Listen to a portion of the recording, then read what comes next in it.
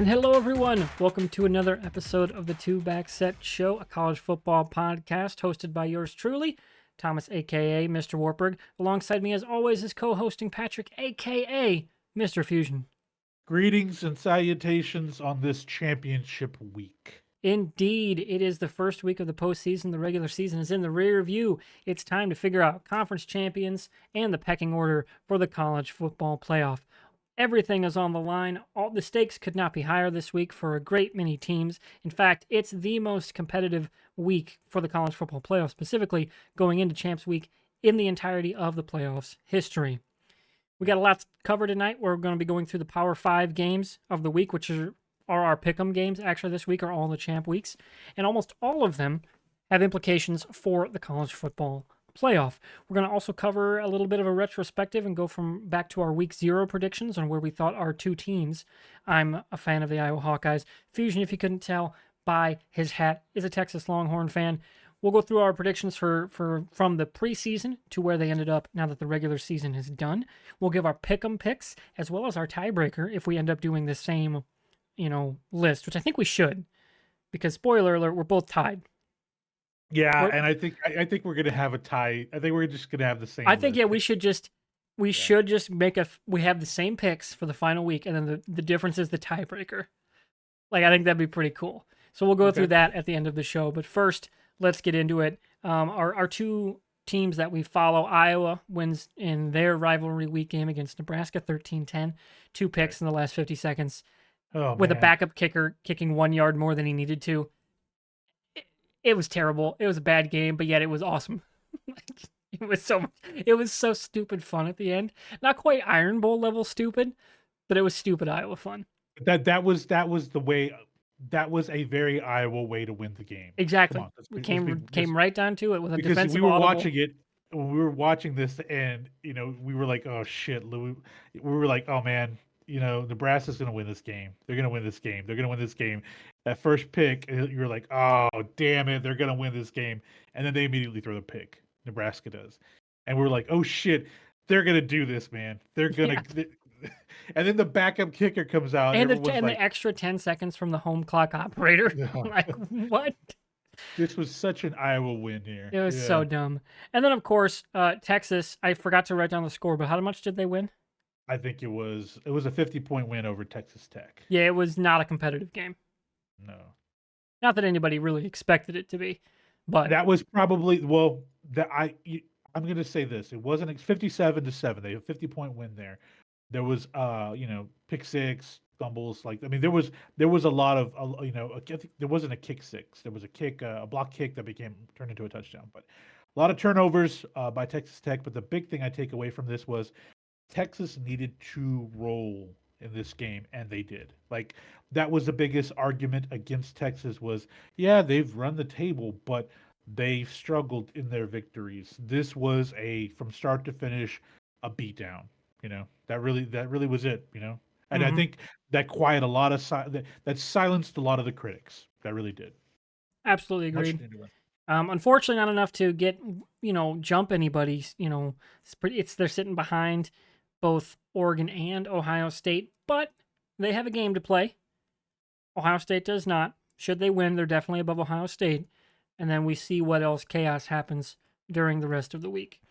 It hasn't been a very chaosy year in terms of actual top 10 upsets. In fact, I saw a stat, I can't remember the year, but it definitely, you could feel it. It's been very chalky this year. It just, for whatever reason, those, lower 25 teams and below, they just haven't been able to jump up and get anybody this year. I mean, the biggest argument that the greatest win this season was Texas beating number 8 Alabama in week 2. And I think that's still the best win of the year. I mean, it's hard to argue it because they went into Tuscaloosa and won by 2 scores. I mean, that's really it. The other one that's close would be Oregon-Washington. But probably. They won at home in a very, they kind of got outplayed in the fourth quarter kind of game. So, it's definitely Texas at Alabama, even though it was early season, which kind of speaks to the weird normality of this year, if that makes sense, if that oxymoron works. But it's just been really, the potential for chaos has never really materialized. It's still been there. The matchups have been great. It's just the higher and favored teams have more often than not won. But I think this championship weekend could lead to whether if the dominoes fall where people are predicting, there's going to be chaos in that there's going to be at least one, possibly two teams deserving of being in are going to be left out, Yeah, right? we're gonna reach Or peak BCS like chaos levels of controversy. or there could be chaos in that there's some upsets that create even bigger chaos on who should be in and who should be out. We could talk about that here in a bit, but like this is probably going to be the most chaotic weekend, starting tomorrow Hmm. night, starting Friday night That with 48-hour window is going to be nuts. right. And then yeah, we start off Friday, and then when we hear the college football playoff committee announce on Sunday, people are going to be on pins and needles. And if there are some upsets, which they could potentially be some upsets, and it's going to get it could be very interesting, or even if it conservatively lines up the way it is, there are going to be teams left out that are going to be upset. So there's still going to be some chaos there. Yeah. Exactly. It's going to be some high drama either way. Yep. So let's start with our champ week rundown before we get into our picks. Let's do So it. obviously we alluded to Friday night's the start of the big one. Though I don't want to completely miss on Tulane's. I know it was Liberty that's got a game tomorrow night. Yes. New Mexico State at Liberty, and then Tulane is also on Saturday. They're the afternoon window. Those are the championship games going on. But the big one, of course, is Oregon. Are they able to avenge that loss against Washington? That's 7 p.m. Though 5 p.m. for those teams because they're West Coast teams on ABC. We were talking in the pre-show. They're the only of the power conferences to have their own standalone day for championship weekend. Also a short week for both of the teams because they both played on Saturday. No, wait, no. Didn't Oregon play Friday? Let's see here, 11:24. Oregon played on Friday. Yeah. Yeah, So yeah, that was on Friday. And then Washington with Apple Cup was Saturday. yeah, so it's a short week for shorter week for Washington. Kind of similar to the Iowa Michigan situation, though obviously that's not exactly really that important. These are college athletes. They're not exactly 40-year-olds who can't recover very well, but still. Let's be real. No one went to class this week. Okay, let's Yeah. be frank. Yeah. No one went to So class. they're playing 7 o'clock on ABC, and that's going to set the tone for the weekend. If Washington can actually hold off Oregon, that takes care of one spot. There's one less drama point. Oregon is out of the running. If Oregon can pull that off, avenues open up for a lot of teams, depending on how the rest of the dominoes fall. Because now you have a guaranteed one-loss team in. So then on Saturday, we have 4 other big college football championships going on that will have playoff implications. Starting off 11 a.m., your Longhorns Fusion, number 7 Texas, takes on number 18 Oklahoma State, coached by Coach of the Year Mike Gundy. There's arguments to be made. I actually would have voted Matt Campbell because of the whole gambling situation. The fact that they're even just made a bowl and the midseason turnaround after the Iowa-Ohio thing, that's a hell of a coaching job. This is a Brett Yormark thing. Just screw Texas on the way. I don't know if it's entirely him. The entire conference hates Texas, and not without reason. Oh, hold on. It's not. It shouldn't go without saying because you probably saw the videos coming from DKR during the game. Yormark was at the game. Oh yeah, right? Don't get me wrong. Like and yeah, there's videos of, animosity like, there. So long, yeah. Yeah. There's animosity there, and it's justified on both sides. I'm not arguing against it, but I just find it kind of funny that of all the coaches, I mean, it should have been Sarkisian, but I knew. Though on this point, I did want to mention this. I wasn't sure where we'd work this in, but it kind of works because both our fan bases are having some weird shit going on right now. Right? Okay. It's like Iowa. I don't know why everyone's getting on Lucy Rodine. She's a contributor for the Dan Le Batard show, and like people, it's been a weird day on social media in Iowa, man. Like it's crazy. Like people going after her dad for like stuff because for the Le Batard show, what's the biggest week of the game? It ain't Iowa, Michigan. It's Georgia, Alabama. It's like yep. And if I had the choice, I'd go to Georgia, Alabama. Right. Because Michigan's going to kick the shit out of Iowa. Like, it's not even going to be fun.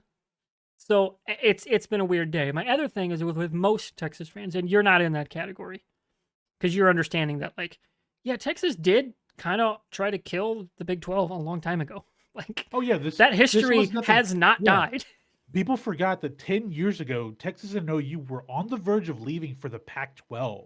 Yes. That was like there were 11th hour conversations about that. And I think people are forgetting about that. Particularly Longhorn fans are like, oh, how they're being screwed or treated on the way out the door. No, 10 years ago, it was like Texas was being heavily recruited by both the Big Ten and the Pac 12. And the Pac 12 was offering a shit ton of money. But like, hey, if you're getting Texas, you better get Oklahoma, you know? And that's what caused A&M to leave to go to Hmm. the And SEC those other was that programs deal. would have been in everybody outside of them would have been in like the shitter Yeah, had that happen. And like, and OU doesn't get as much shit because by and large, their fan base, their staff, their administration hasn't been as like arrogant about like, hey, we're better than sure, everybody, sure. you know, like because they're more. I think they were more of a cultural fit for the Big Ten, Yeah. but and Texas would not be at least right now. And I just feel like, man, the fan base is on both sides are just like I'm on Iowa and Texas is for very different reasons. Are like got blinders on and like don't realize, man, you all need to just shut the fuck up. This is pointless, and all you're doing is making yourselves look bad. So it's just something I Yeah. wanted to bring up in the conversation. No, it's fair, man. Like this is one of those things where as a Longhorn, like look, they are a legacy program. They make buku bucks, like the largest endowment outside of Harvard. There's so many things you want to stack up. There is a level that people can feel entitled, and I don't like that. I don't like that. I think for me, like when it comes to athletics, you shut the hell up and you do your best to to just be the best, right? Not just assume everybody knows you're the best. You need to put it out there that you're the best, right? And I think this was one of those situations. Yeah, and people were like, they're coming across a little arrogant. Yeah, I agree. Yeah, I agree. No arguments on my side at all. Like, hey, they're my school, they're my alma mater, but like, yeah, I mean, just like I support the Rockets, I support the Astros. Yeah, I kind of support the Texans, but when shit goes, I'm a realist. You know, when you work in the media like I did, particularly in sports for 10 years, you become a little fickle about this whole thing because you see a lot of shit. You see a lot of the inner workings, and when you get to know how the sausage is made in sports, you're kind of like, okay, yeah, okay. Like I'm a little fickled about when things happen like that. So I get it. I get. It. They need to pump the brakes. Stop with the Texas is back. We're not back yet. When you yeah, win the Big 12 on Saturday, Texas is back. Whether they get in the playoff or not, Texas is back. agreed. All right, so moving on. The other game in the afternoon window, beyond the Tulane one I mentioned, number 8 Alabama takes on number 1 Georgia. In a case where if Alabama wins, the SEC might not get a single team in, which is weird to think about the final year of the 14 playoff. That's a very big Personally, I don't think possibility. it's going to happen. No.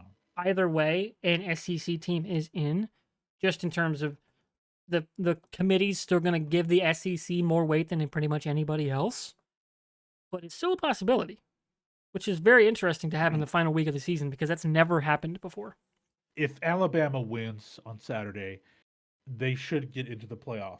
But by proxy Texas for has that to. loss, Texas has to. But that will not, I'm going to tell you right now, that will not happen. If Alabama wins, the college football playoff committee is going to screw Texas, even if they blow out Oklahoma State. If Alabama wins, Florida State wins, they're going to screw Texas. They at this point, it's like, yeah, But currently, it's. the bigger Uh, thing is they are ranked ahead of Alabama right now. I know that's the bit. But if they beat number one Georgia, they should be vaulting. You know, But then you it got to go also back to the who beat them at home by double digits. I know. No, you're not. You're arguing with me that I know the reality. I know they should be based on if Alabama wins on Saturday, they should be in. Well, so should Texas, but then that's 2 of the 4 spots. That means potentially 2 undefeated teams could be left out. You know, it could be potentially 2 undefeated teams because Florida State more than likely. And here's the thing: I want to put this out there. The committee has stated that when they look at the metrics and to get a team to pick a team to get into the playoff, a lot of factors, including the rosters of these teams, right? Well, if that were the case, then Florida State should not be in because they don't have a very good starting quarterback. Like the last 2 weeks, he's been mediocre. I'll And be honest with that's you. where I'm. When we get to our pick 'em, I don't think it's going to happen because Okay, and that's they fair. faced a Florida team that was also on a backup QB And and they they looked struggled. really bad. They struggled. They almost lost that game. They almost Yeah. lost that game. And going up against an And off the loss Jeff Brom Louisville team, a defense that's legit that has the second yeah, the they weren't runner up for playing for defensive anything player of the against year. Kentucky. That Yeah. their title game was locked up. They didn't have to play against Kentucky, Right. and I think Jeff Brom's going to get him ready to go. He Yep. coached in a Big Ten championship game, so I think he's going to have that team ready to go. But, okay. So we'll see where that goes because that's But our yeah, next game. you're correct. Georgia, Alabama is the premier Yeah, game this absolutely weekend. the premier game of the week. Louisville, FSU. And this is the one the teams that have a path but don't control their own destiny. This is the one they're circling because Louisville is only underdog by a point and a half, which is essentially flip that Yep. coin, right? And again, because FSU, they've struggled last week. Backup quarterback, you're coming to face Louisville in the ACC title game.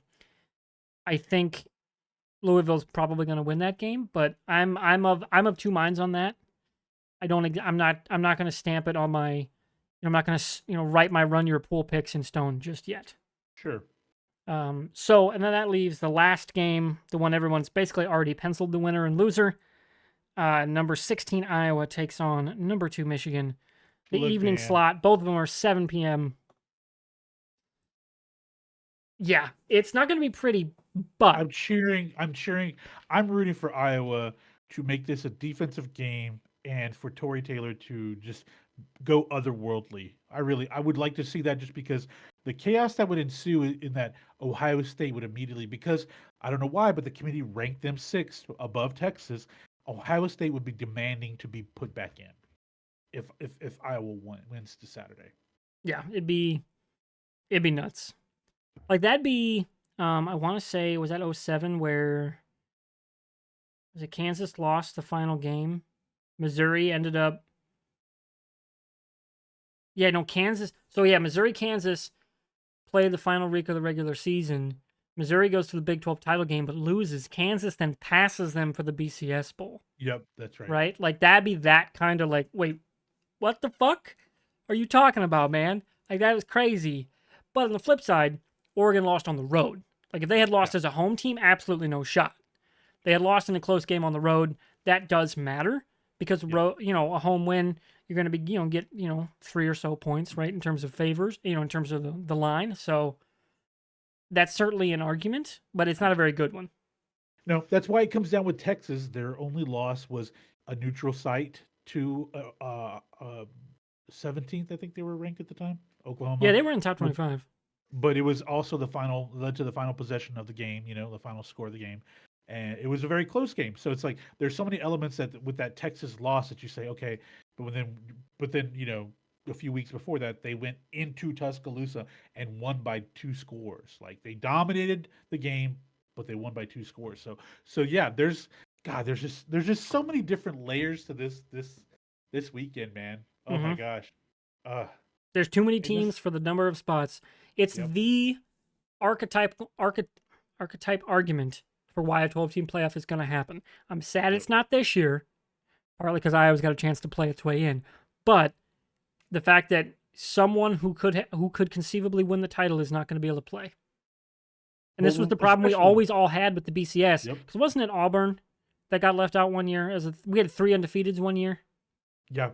Like, Also, wasn't it there was TCU Baylor where one of them was yeah, that was undefeated another year. Like, yeah, the 2 was years that ago. oh my god, what was that quarterback? Was that Dalton? Was that Dalton's Eh, year? Where He played for Andy TCU, Dalton? didn't he? Andy Dalton? No. No, who am I thinking of? It was a red-haired quarterback though for TCU. I remember this year. Uh, you're gonna stump me here. Fuck, I remember that. Why do I? It's stuck in my brain because they Oh, got. it Yeah, was Andy it was Dalton. Yeah, him. it was Andy Thank Dalton. you, Yeah, thank you, you're past right. me for being smart and paying Yeah, attention. you're smart. I'm not. Okay, like yeah, like there were years in the BCS that deserving teams were left out, which is why we moved to the 4 team, and now parity has once again kind of spread itself out. Now you got 8 teams with a chance, Yeah. and I think with Yeah. NIL you're going to have more. Maybe Yeah. not true title contenders, but absolutely teams that could win 2 or 3 games in the postseason. Well, also we need to make sure that there is at least one at large because then Tulane and Liberty, their conference titles, put them into a position to get that at large. Like Liberty is undefeated at 24, right? Hmm. If they were to win this weekend, Liberty should get that at large bid, that 12 spot, which I know that won't happen because there's too many premier teams in these power conferences, power five conferences.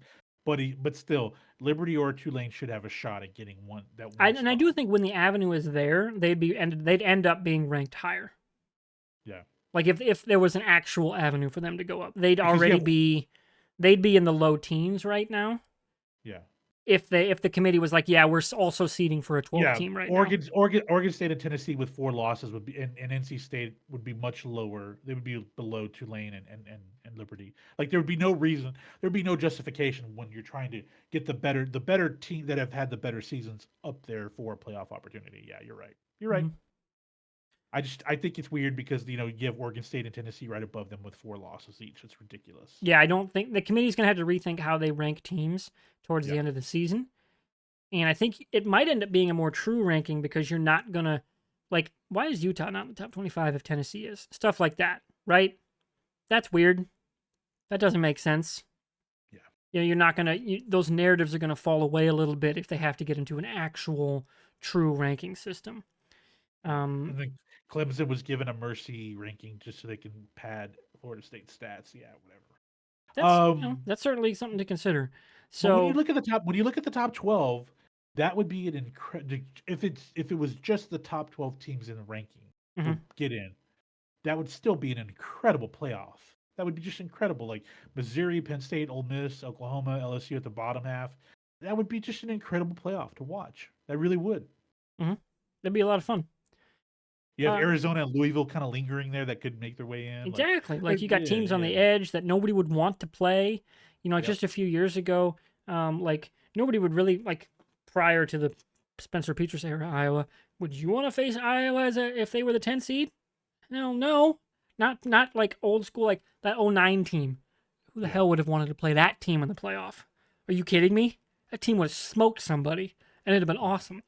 They were a smash mouth team, and that was the one thing that first round would be like, hey, those underdogs could come in and just knock you around, right? And Yeah, and I think they that's could, going to long term increase more parity because those programs are going to get another national spotlight to show sure, themselves against a non-traditional opponent and kind of like show where their program is at and why people should come play for them. I think the playoffs been great for that in some ways for some of these programs, but it's not been enough because it's still generally been the power teams.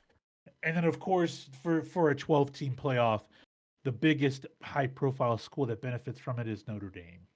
Yes, Let's just admit it absolutely. because they With they the play independent such a route, tough, yeah. they're independent. They have such a tough schedule to where 1 or 2 losses kills their top 5 hopes every year, right? But this way they can get in. They could still get in because they usually win. I mean, when they're rolling, they'll win 9 to 10 games every season. Okay, well then they may be at the bottom half of that, but they still can get in and make some noise. Exactly. And they want everybody, every media group wants Notre Dame in the playoffs. It's just Yeah. they print money. That fan base is going to show up, and they're a Right? national brand. They will show Yep. up. So before we get into our pick'em for the week, we should probably take a stroll down memory lane and go through our regular season picks. This So week 0, we did a little preview show of like where we thought the wins and losses for our 2 favorite teams would be. Was Fusion gave his Heisman and college football playoff predictions. I was not quite set in stone on my 4th team, but I got pretty close on the other ones. So I'll start with myself. I had Iowa going 10-2. I missed on one loss, which was Wisconsin. I thought they'd be further along under Luke Fickell because he's a very good coach. I did not see PJ Fleck getting the win at home, though that's why I'm thinking Kirk's not retiring. Like some other people I follow are like, oh yeah, Kirk's gone. I'm like, that dude ain't wanting to go out losing to PJ Fleck. no, no. He does not like that man. So that's why I'm thinking he's coming back at least one more time. But did pretty good. I want to say, let me go back to my week 0 page. I got my notebook here. All right. I did Georgia, Alabama, and the Ohio State, Michigan winner. 4th team to be decided. Not bad. So Fusion, Not bad.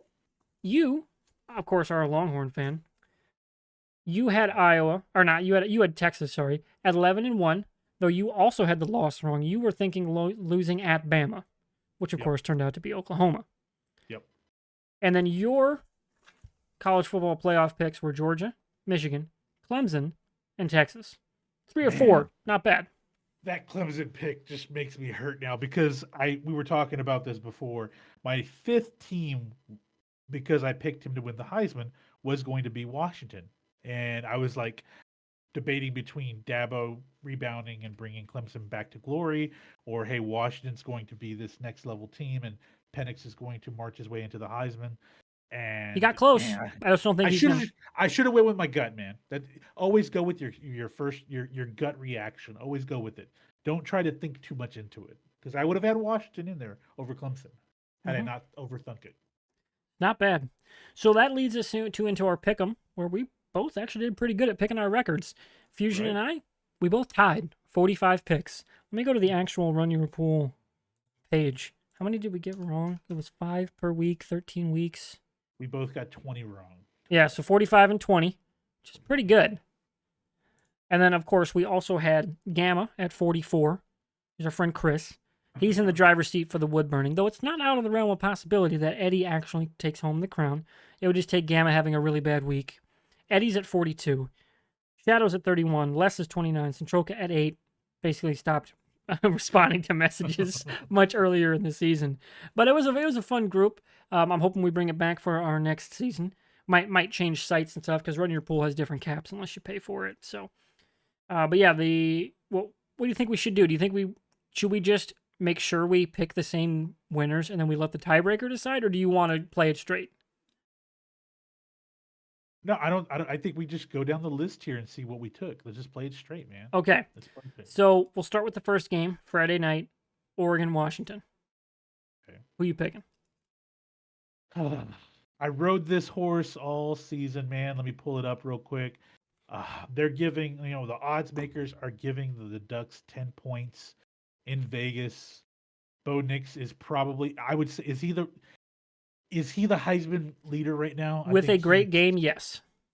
I mean, but he's the leader. He's the leader as we talk Yes. right now. I think he Now, secures it with a great game. If he muddles around, I yeah. think Daniels wins. So, and then I think here, if Panix ends up having a great game, he could potentially sneak in and get it, just because. I mean, he's had a stellar season, right? I stacked these two up. I forget his name, Johnson, Dylan Johnson, the junior. He was almost 1,000 yard rusher for Washington when their top two running backs went down before the season even started. So, all things considered, I'm going to say, I know everyone's picking the Ducks because they're the 10-point favorite. I'm going to say Washington beats the shit. Not clarify. Doesn't beat the shit out of them. They pull it out here. They win by a score, by 7 points. So yeah. Okay. I'm going with the media pick here. I'm going Oregon. I Okay. think on a neutral field, they already played them better than Washington played at Washington. I think Sure. neutral field, they're healthy. They're like really coming into the game on a heater. That Oregon State game was not competitive as much as I wanted it to be. Sure. But you wonder now in hindsight, did their coach know he was gone? All that happened. Did DJ know he was gone? It became, it's definitely a hindsight thing to consider. But I think Sure. Oregon is the more complete team right now. I think they've got a quarterback who's playing better. Penix just has not looked like that dude who was going to win the Heisman in a couple of weeks now. Sure. Honestly, maybe even going back a whole month. So I think you got to lean with the more hot-handed quarterback when the teams, by and large, aren't that uneven. And I think you go Oregon, especially neutral field. For me, it's that Washington. I mean, I think overall Oregon has the better defense, but with Washington, they have these moments where they just completely just ball out the defense for the Huskies, and I think this could be a game where they catch them by surprise. Yeah. Fair enough. All right, so second game of our pick'em is going to be your Longhorns versus Oklahoma State. I Right. assume we're both here picking Texas. Obviously, Texas has the better front seven on both sides of the ball. Um, what's his name? Ollie Gordon, the potential Heisman candidate for the running back for Okie State. That's really their only offense. It's give him the ball and hope for the best. Ain't gonna happen, man. They stuff the run. Texas is a run stopping team, and here's the big thing about Texas: if they want to solidify, well, no, not even. I can't say solidify, but if they really want to put the odds in their favor, they have to roll Oklahoma State. And what I mean by roll is they need to drop a 50 piece like they did last week against Texas Tech. They have to foot on the throttle and non-stop from start to finish. None of this go conservative in the third quarter when you have a lead. No, you you have to destroy these guys. You have to destroy these guys. That's the only way that the committee's going to look at Texas and say, okay, they are a dominating team. Two Absolutely weeks in a row. agree. I think they're Yeah. perfect. They're purpose built to destroy a team like Oklahoma State with Right. off OSU's offensive system with that D line. I mean, you need to be an overwhelming at the point of attack offensive line. Yep. Oklahoma State is not. They're very No. good. They are not overwhelming like No. I Michigan's think offensive line is. and Bowman hasn't been a very good quarterback this season. He's not a runner. He's a pocket guy, and he's not hasn't been great in the pocket. So when you talk about Devondre Sweat and Byron Murphy, anchoring that defensive line, and they have some really good linebackers in Ford and Hill. I think this team just stuffs the run. And I think early on it might get interesting where Oklahoma State scores a touchdown at the beginning of the game, but after that, I think they really push it Mhm. and it's going to be a route, but they've got to beat them by at least 30 points, man, to get the Yeah, eyes on them. They have to. yeah. Like for me, I go because I'm a little more familiar with a team that they lost to. Uh-huh. Iowa State's a better team than Oklahoma State, Yeah. especially right now, and they have been for much of the season. But like at quarterback, I just don't see how they pull what Iowa State did to keep it kind of tight was with that quicker passing game. Changing their offensive scheme kind of mid game to go to that, and it kept it tight. I don't see Oklahoma State being able to do that. So I think that game is all but a lock. I think it's even more of a lock in terms of style disparities than Sure. Iowa Michigan because like Okay. I don't think it's likely, but I see like the most minuscule tiny crack that Iowa could at least keep it tight. I don't see that for Oklahoma State. Oh, and when we get to it, I can back. I got your back on that. I Yeah, will. I don't think it's likely again, but Yeah. there's a way. There's a way. I don't see it with Oklahoma State. They're going to get destroyed. Yeah. Especially now that they got that chip on their shoulder, Texas does, with Gundy getting it over Sark and all this media, stuff going on. They're going to get up and absolutely prove a point. Well, and I think the other big thing is the whole thing with the playoff. All of the shit that's coming out this week is going to anger Mm-hmm. that defense. Like it has to fire them up, and it has to fire Sark up to know that like on the way out, they're being disrespected by Yarmark, and they're being disrespected by the teams that are there. I understand it, but what happened Yeah, like, there's a total. I against want to circle back to the fan thing. There's a sure, difference between the team feeling it and like the fans yeah, being yeah, weird about it. yeah, I completely understand the players being like, no, this is our team, this is our dude. yep. Because Iowa's got that going on with Kirk Ferentz and Phil Parker and Brian and everyone in the media scrutiny. Yeah, and I think they disrespected Sark this week by giving it to Gundy. Understand why, but I think this is going to fire the players up. And you have weapons, absolute speed on the offensive side of the football for Texas. You have speed and size on the defensive side of the ball for Texas. It's going to be. I have a gut feeling, man. It's going to be a rout, and like I said, that's the best way to get the committee to say, "Oh shit, Texas isn't playing around." Like, and if Texas does get in, more than likely they're going to face Georgia, right? That's the way every Unless they pull model. the three. Yeah, unless they pull the three, which I highly doubt. I think Texas if Texas gets in, it's 4 or not at all. Okay, that's how I feel that the committee's going to put them. And if it's 4, it's Georgia. And I'm going to be quite frank with you, that's a damn good matchup for Texas. A damn good matchup for Texas is Georgia. And so, yeah, man, this is going to be a stomping. It's going to be a stomping, man. Completely agree. That is the opening window, 11 a.m. on ABC national Right. broadcast. So it'll be very fun. Yeah. The afternoon window, the only 3 o'clock game of the power teams, is Alabama Georgia. I don't know. Alabama's playing really, really good, and you kind of got to throw out the Iron Bowl. It's the Iron Bowl. Kick sixes happen in the Iron Bowl. Like, what? Just absolute insanity. Rivalry 10 years week, ago, man. coming into rivalry week, kind of like Michigan, like, oh, they almost lost to Maryland. Throw it out. The game's coming up next week. They don't give a shit about Maryland right now.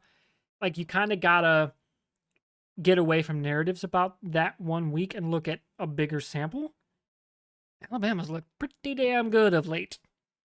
Saban has done a really good job in season of coaching because, shocker, he's a really good coach. He's the GOAT. I don't know. Georgia hasn't looked like Georgia of last year or 2 years ago. They also were missing Brock Bowers for quite a bit of the season. Yep. But they still, and maybe this is just they haven't all the way gelled yet, at least on paper. They really only beat a couple of very good teams, but not great teams yet. We I haven't will seen them say against this, a undisputedly great team. but when you look at their ranked wins, they rolled Kentucky and they beat the brakes off of Ole Miss when Ole Miss was a top 10 team. So, I also think like, Ole Miss is a paper tiger this year. I think that, yeah, I think that was a team that doesn't deserve to be in the playoff if we were at 12. Like, they're just not there. They're yeah. There's names there that people So how really about like, this? and they really. Kiffin versus Ferentz bowl game. That is absolutely on the table. Oh God, God damn. You want to that would talk about that's clash of weird, like just weirdness. yeah. The egos in those press Oh conferences are man, just going to that'd be be hilarious. wild. Look, man, I picked them at the beginning of the season. I've commented, I've been critical of them because I thought that their schedule was light. I still wasn't sold on them three-peating. I'm still in this situation picking Georgia to win, man. I I think agree. I Georgia, think I think Georgia, it's going to be a tight game, a back and forth game. Here's the things that I think, and I know you have a different perspective on the Iron Bowl than I do. Auburn and Hugh Freeze, an ugly team this season. They were a Jacqueline Hyde through most of the season, right? In that game against Alabama last week, their defense showed something to me against Alabama, and that was Alabama still struggles on the offensive line. They don't have quality skill position players. They don't. yeah, I not to their think they're usual standard. not to their usual standard. I'm talking about this season. They don't have the quality there. Saban's done a wonderful job coaching things up, taking a step back with Milroe, bringing him back in to where he's a really like he's looked like a good, competent college quarterback, right? Their philosophy changed up a little bit. I know Saban is the mastermind of getting things ready, but I got to take Kirby Smart, the Georgia Bulldogs defense, to win this game. Yeah, Yeah, I lockstep with you. I think they're gonna get ready. I think they know what it takes to win this game. They've been there, and they're the number one team for a reason. I don't think they're, I'm just watching the team. I don't think it's like they haven't been tested and like they're gonna get exposed. I think they're just gonna put the hammer down because they've done that from time to time. Of like, oh, we're done messing around now. We're done. that's what happened with Ole Miss. They were like, no, we're not fucking around. We're here to just show you guys. Remember, we're the defending two time defending champs, you Yeah. guys. Quick comment on this. Now, if Alabama does pull, I don't want to call it an upset because they're ranked 8th in the country, but if they beat Georgia this weekend, I want to say this about Georgia because I've been seeing prognosticators and talking heads talk about this, that because it's the SEC, because Georgia is the back-to-back defending champions, and Georgia's was undefeated and ranked 1 and 2 most of the season, that if they lose to Alabama this weekend, they should still deserve to get in. You cannot give them previous season merit, guys. We have to stop this conversation with Georgia. What they did the last 2 seasons, phenomenal. Okay, great. This is a year-to-year thing with college football because the roster changes, graduations, drafting, so many things change. You cannot put Georgia in because they won the last 2 titles. If they lose this weekend to Alabama, they should not be in the playoff. Simple as that. I know Again, people don't want to hear it. assuming other favors win, right? No, Like, no, yeah. If the other dominoes fall in a normal manner, and it's not like all of these upsets, yeah, then Georgia should not be in because they just shouldn't. They just shouldn't because it's you have to win. Put the games like because we've been saying this with everyone else. The games in front of you, you win them, you have a shot, right? mhm. You can't just say Georgia should be getting in because it's not fair to not put them in and risk losing a three-peat. No, I don't give a shit about the three-peat, man. They want that three-peat, go out there, beat the shit out of Alabama on Saturday. That's it. That's all I've got to say about that. That's it. Indeed. And if they lose, everyone's going to have to get their three-peat with NCAA football coming out next year, which I'm very happy to see is now confirmed. Like, basically, we were waiting on this lawsuit before they could be like, hey, we're getting ready. So, Yeah. it's going to be a good time. The next game, I should say, first of the evening windows, even though they're both technically 7 o'clock. Louisville takes on FSU, Florida State, ABC, 7 o'clock. This is, like, I get it, it's a toss-up game. It's 1.5 line favoring Florida State. just based on the feeling, like where I think both teams are and where they're going to be, I think I'm going to roll Louisville here. I think they're the quote unquote underdog, but also an even match team. They have a starting quarterback that's healthy, unlike Florida. Neutral site. I think they win. Wasn't very happy with the way they played that game last week Where's against this one at, Kentucky. by the way? It's in North Carolina, Yeah, I couldn't remember where they played. Yeah. Bank of America Stadium, Gotcha. Yep. BOA Stadium. Um, wasn't very happy the way they looked. They struggled a lot against that game with Kentucky, but it could be just they were looking ahead. They had a lock to be in this title game. So why Well, my other point on that is Iowa also against Nebraska was very vanilla. Like just yeah they were not they ran like one sweep, jet sweep. They ran yeah very and they also lost Iowa lost Caleb Brown, but like you don't want to lose anybody. Your championship berth is locked. You cannot fuck that up no matter what you do. I will. You're totally right on that. Jake Plummer did not look like he was out there to slice and dice Kentucky. Like he was, it was more of like, let's run the ball, let's do our best to just keep this a conservatively close game. They lose by a touchdown. Okay. Difference here is you have Tate Rodemaker last week against an unranked Florida, really bad Florida team. But I told people about this. Florida, as bad as they were, they had speed on the edges on the defensive side of the football, and that was going to help them. And Rodemaker, 48% passing, sacked 3 times last week, did not look very good at all. And this is a prime game for Louisville to upset Florida State. And I mean, the only reason why I'm calling it an upset is because Florida State's undefeated. They're ranked number 4. They win, they're in, like all these things. But I think Louisville's the better team. They have a much better defense. They have the defensive. I think he's a defensive runner-up. Yeah, Ashton Gillette. Yeah, 11 sacks in the season. This is the stat that I really love. 29% on third down. The defense is 29% on third down. That's important. They get off the field. They get off the field. That's a really big thing for Louisville. When you're talking about how there are very good skill position players for Florida, problem is the guy can't get them the ball, and that's going to be a problem. That's going to be a problem. Now Benson they're going to try to feed the ball to Benson early on, but I think Louisville just has a much better defense, and I think Louisville's going to win this. I agree with you, man. I agree with you. Louisville takes this And game. that's where we get into the chaos scenarios. Yep. Because now there goes one more undefeated. Right. Assuming Oregon if Oregon keeps to the line and they beat Washington, there's only one potentially undefeated, maybe 2. Again, seeing where Georgia and Alabama go, and Michigan, Iowa.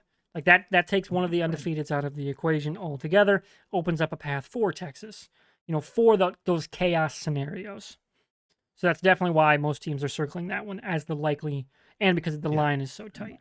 This is the game that is going to benefit the most for Texas. Louisville winning, knocking Florida deep, because Florida should end up 7 or 8 or 9, and Texas, if they stomp Okie State, Texas moves up to 5 or 6, or even 4, they get in. And if Washington holds serve, they win as the higher seed.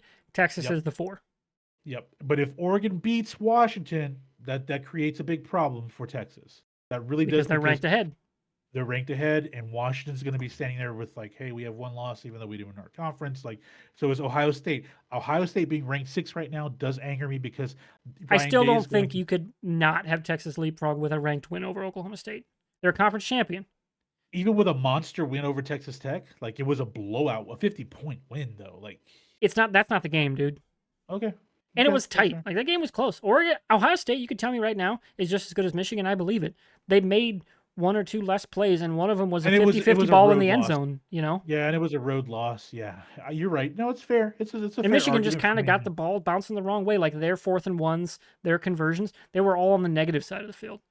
Yeah. Michigan's were on the plus side. Like those, they just got the balls, the bounces breaking their way, and won the game at home. Those were evenly matched teams. So like it's not like it would be the most crazy thing in the world if Ohio State made it. It's just they shouldn't without a championship game. Agreed. Totally and I think Texas, with a win over another ranked win on the resume, they're going to leapfrog. No matter the point differential, they're going to leapfrog. And it would take some real chaos, like our next game coming up, for Ohio State to get in. So we're moving into our final game of the pick'em here. It's the one that's nearest and dearest to my heart. Though not to many people because they've already written it off. It's number 16 Iowa, 10-2, taking on the undefeated Michigan Wolverines on Fox.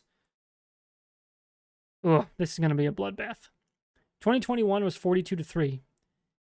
I don't know if this one gets as bad because they don't have an Aiden Hutchinson. He absolutely destroyed our tackle. No matter where he was at, he absolutely destroyed any kind of passing lane. And Iowa this year hasn't been reliant on the deep drop play action on their offense. So that is going to be less of a factor in this game because that absolutely destroyed the game. Like, once we got down by 2 scores, you can't catch up. If you can't deep drop, you can't do it. At least the way that team was constructed. This team's constructed a little differently with Iowa. We can do a little more quick passing game because you got Nico Ragaini, Caleb Brown is actually going to play, which thank God he's going to play.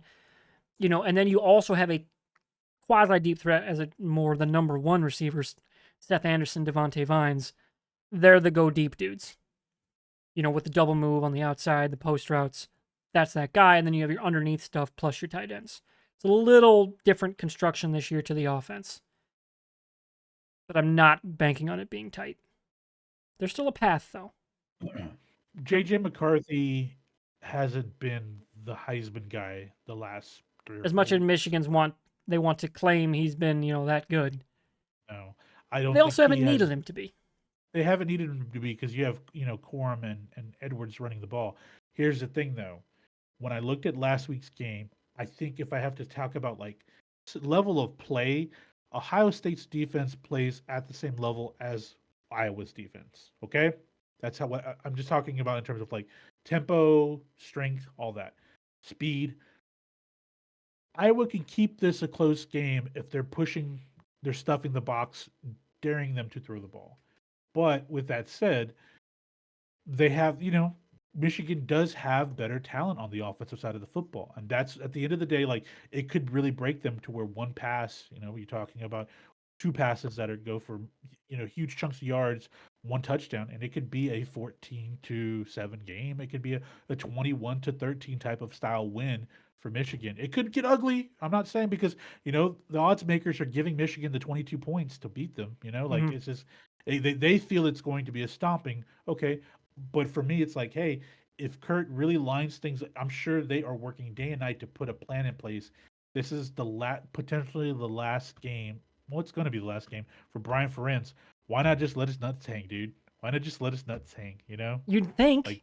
But you'd think that would have happened at some point after he was fired, and it never did. This is it. This is where you empty the bag. You could really fuck up the college football playoff scene. You could fuck up Jim Harbaugh's season after all the turmoil.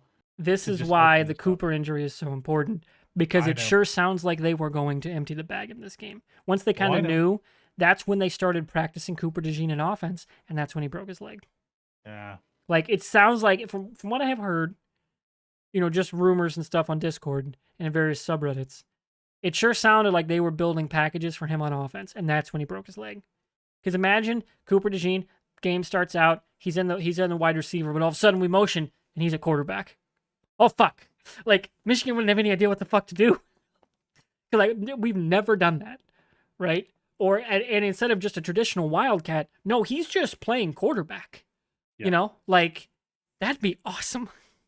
We never would have expected it. Neither would Michigan, and that would completely change the game. Obviously, that would mean he's not playing as many snaps on defense, which opens things up there.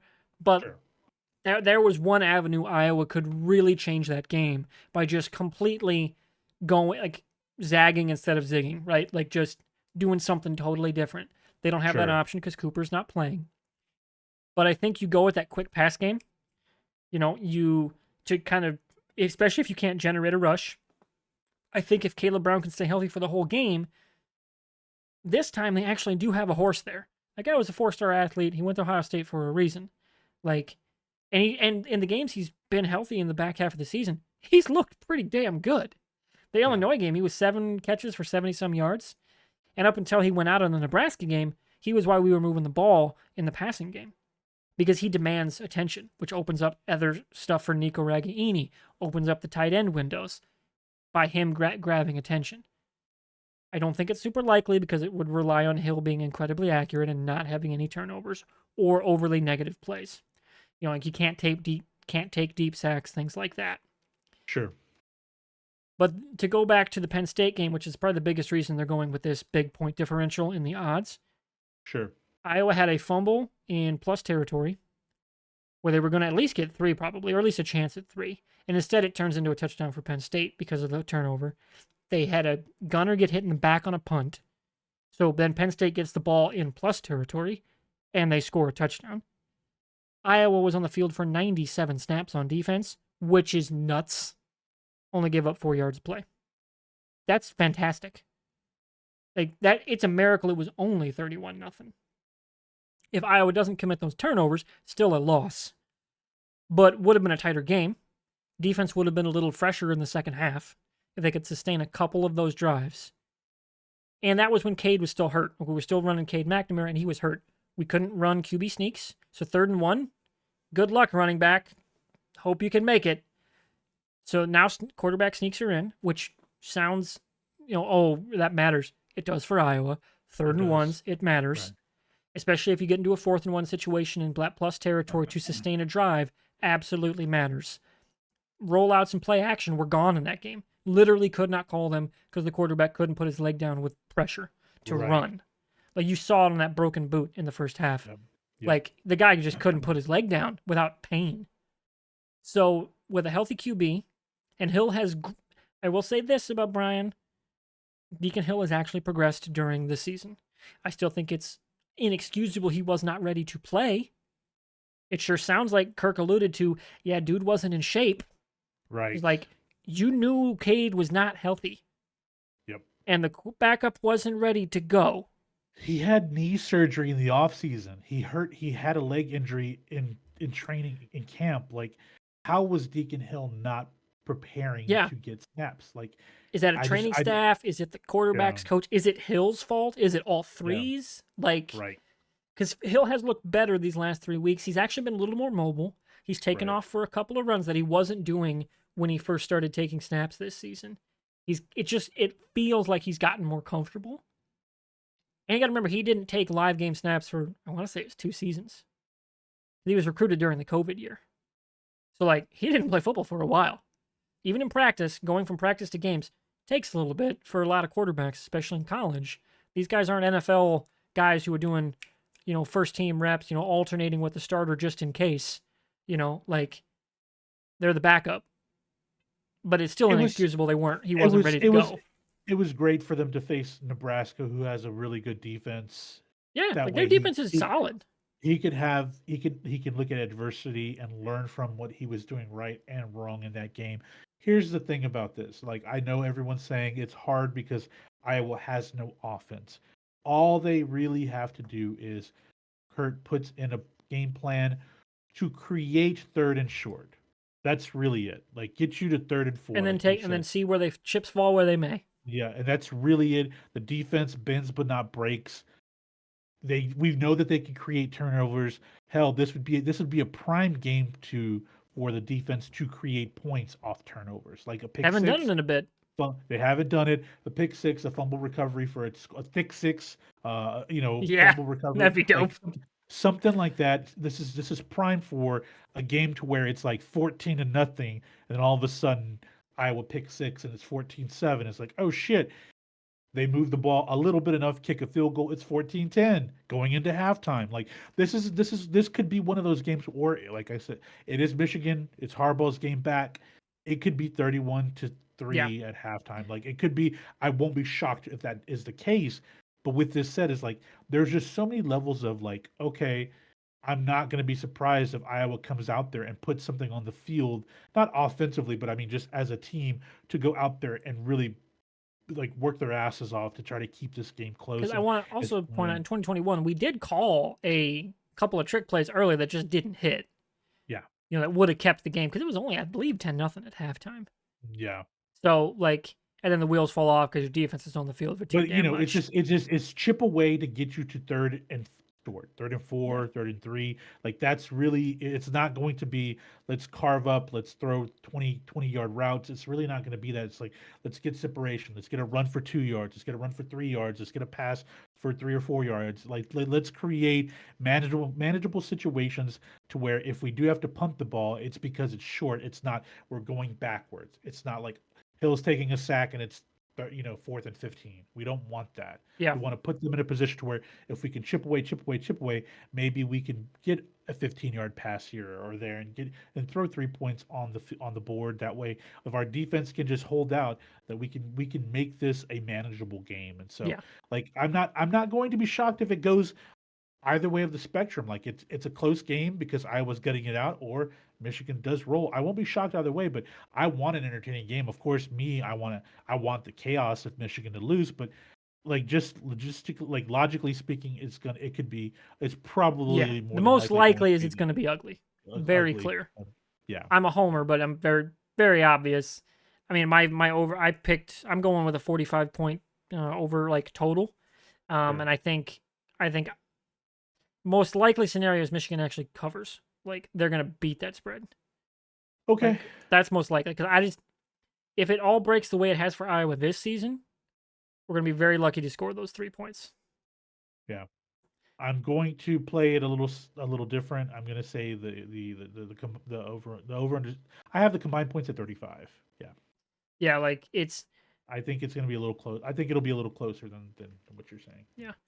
And for me, I just really want Michigan to lose because them acting like they should be America's team just fucking pissed me off.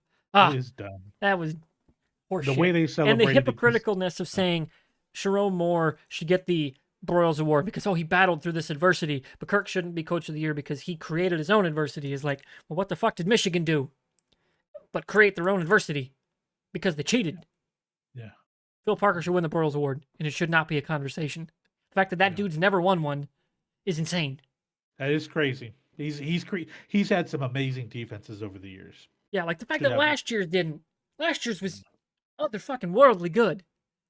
So And I think for us here, man, the deciding game is Oregon Washington. Like this is it. that's it, We're man. one of us is going to win next week. Yeah. But here's the Yeah. other part to talk about the chaos scenarios.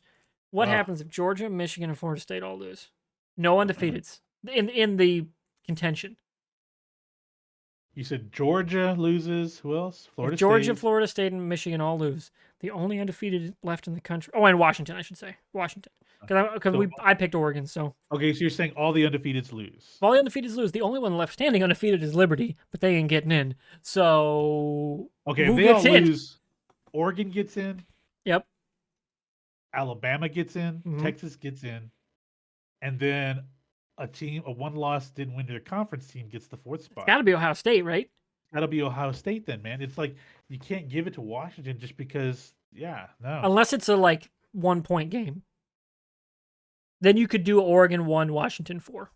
Not for a rematch, but you put them 2-3 or 2-4. You put them on opposite sides. That's what I'm trying to Yeah. say. If Oregon wins, they're probably going to be the 3. I think Yeah, it'll be as things currently lay with expectations. So if they all win, and are you saying if they all win, Texas wins? I mean, if they all lose, Texas wins. Texas, that's a scenario where Texas could get the 2 seed, man. Yeah, wouldn't shock That me. they could get the 2 if they Yeah. go out there and they In that stomp scenario, I'd go Oklahoma State. Oregon 1, Texas 2, and then depending on the closeness, Alabama. Alabama, and then Ohio State. Yeah. Equally a really good playoff field too. Those would And be what's great funny- games. What's funny is that like outside of the Michigan Iowa game, that could really well. Texas is. I just feel like we all feel that hey, Texas is going to win that game. But outside of Michigan Iowa, like the other games, the way you're talking about, that could potentially happen, man. Yeah, they're can happen. close. They're not Yeah. expected to be blowouts or definitive winners losers going into it. So there is some real potential for actual upsets. If the trend line for the seasons hold, there probably won't be many. Yeah. But there's potential. And that's all you want in a college football Saturday is that potential for chaos. It should be a really fun weekend. As it's been a really fun season. Good. Could you imagine if that happens? If Iowa were to upset Michigan, Dude, I would and never Ohio let State- anybody ever live it down that Iowa, And- without an offense, won the Big Ten. But not only that, but then they win the Big Ten, and Ohio State gets in the playoff. Oh, dude. Oh, Oh, are you kidding me? Oh oh man, are man. you? Oh, it'd be amazing. Yeah, but if Georgia loses, it's like Texas has got more, I would say 70-30 chance getting in because they're going to want Alabama in for beating Georgia. Exactly. Like, and Texas is going to be like, no, we can't. No, no, no, no, no, no. If you And they do this, also have the Texas national brand. Get them in. yep. I Yeah. mean, yeah, yeah. And it's cool. Here's the thing we forgot about the college football playoff, the championship game is in Houston. Mm-hmm. I mean, like you can't risk not having a Texas team in there. You Exactly. really can't. Yeah. This is how you print money, man. And the NCAA loves to print money. But oh man, this is gonna be a great weekend, man. Such gonna be such a great weekend. Mm-hmm. So excited for it. Yeah. Al, anything on tap food wise for you? What are you just gonna be chilling all day? Gonna be Okay. scrounging? Or you gonna be like, hey, it's the last big week of the season. Let's go to town. I'm gonna keep it non-heavy barbecue. I'm going to have I go to a local joint, Loopy Tortilla, and I love their queso. I'm making queso nachos. My my You know, famous queso nachos, dude. I'm gonna make meaty nachos. Okay. So we're both going nachos. At least that's the plan. Yeah. Is I'm gonna make some meaty nachos. Gonna buy my queso tomorrow. There's a place near me that they make their own queso and sell it to the Yeah. local grocery store. So I'm like, I'm gonna buy that and do some taco meat. Okay. So Oh, I'm gonna do mine a little heavy because this is how I roll. It is It is Christmas season. I'm gonna make tamale queso nachos, dude. reminds, oh, that reminds me. Uh, Since the holiday season on Twitch, I do the my holiday commercial loop, and the first one is the Nachos Navidad from ugh, Taco John's. So yes. it's really just festive themed nachos with their regular toppings, but it's still like my favorite. Like for those like restaurants that do Christmas name stuff, Nachos Yeah. Navidad sounds fucking awesome. So in the morning at 9 o'clock, I'm going to the farmer's market. There is a lady that makes these amazing, like this little Mexican lady makes these amazing organic tamales. So I'm gonna get pork tamales, dice them up, throw them on these fucking nachos, and have a case of beer. Like Saturday is going to be incredible for me, man. Like tomorrow night, Friday night, gonna watch that game. Gonna be rooting for Washington to win, but Saturday's my game, man. My Saturday's my day. That's the slate of games I'm all about. Like this is gonna Exactly. be It's gonna be incredible. great. Great day. Beer, Just one into nachos, the let's next. Let's go. yes, yes. So yeah, for me, Friday is pizza. Since I'm closing at the bank Friday, so get pizza, and then Saturday, make the nachos. Probably halftime of Texas Oklahoma State, and then just absolutely devour those throughout the day. It's gonna be awesome. I can't All wait. right, man. This is what we live for, man. This is it. College football, Indeed. everything on the line, everything on the line, man. This is it. Yep. So quick programming note as well. We'll be reacting to the college football playoff potentially live on YouTube. I don't know. I Okay. haven't tested that out with this channel to see how it will work. Otherwise, it'll be recorded. That'll be uploaded. That'll be Sunday evening. We'll have that up either live or the recorded version. That'll be short. Won't be the full hour long kind of thing we've been doing. And then we'll have some bowl game reactions as like depending on like where the Hawkeyes end up, I'll end up doing maybe even if it's just a one man thing, I'll end up doing that. Texas, same thing. If they don't make the playoff, we'll do a bowl reaction for them since they're both our teams, and then we'll also do playoff reactions for the first week of games, and then for the championship game as well. So we'll have some stuff for and then we'll maybe do emergency pod things in the off season for like coaching carousels, if a massive recruiting scandal or something breaks out, you're like another cheating scandal breaks out, or Harbaugh gets show caused. Like if when crazy shit happens, big news stuff, we'll have emergency pods on that. So stay tuned. We'll see you Sunday. Don't forget to drop that like, hit the subscribe, rate the show, leave a 5-star, help us out. Help us grow the channel and the sub count. It's always pretty cool to see. And we'll see you Sunday. Have a good champ week. Enjoy the football.